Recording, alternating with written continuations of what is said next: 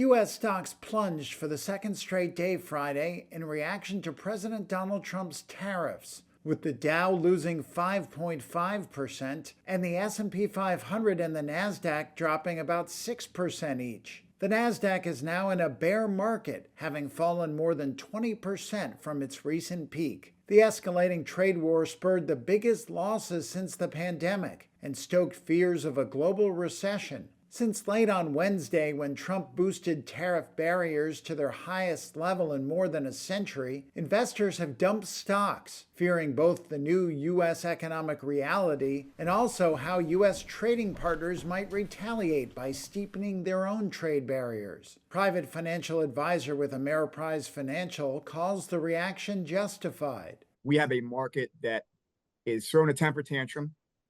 Frankly, rightfully so, when you think about what the street was expecting in terms of a more tempered approach and a tempered narrative to tariffs and trade in general, and then just what we've seen and how not just how cavalier the numbers seem, but also how cavalier the messaging is. So we have a market that is absolutely selling off on that due to uncertainty, due to distaste for the proposed policy, and that happened yesterday. That carried over in today. All of the Magnificent Seven technology stocks fell, as did all 11 S&P sectors, with energy the leading laggard for the second straight day, as companies tracked a 7.3% decline in U.S. crude prices. Federal Reserve Chair Jerome Powell spoke publicly for the first time since Trump's tariff announcement. He highlighted that the unexpectedly hefty tariffs could trigger higher inflation and slower growth, setting the stage for challenging decisions for U.S. central bankers. Traders still anticipated a more accommodative Fed policy, with money market futures pricing in cumulative rate cuts of 1 percentage point by the end of 2025,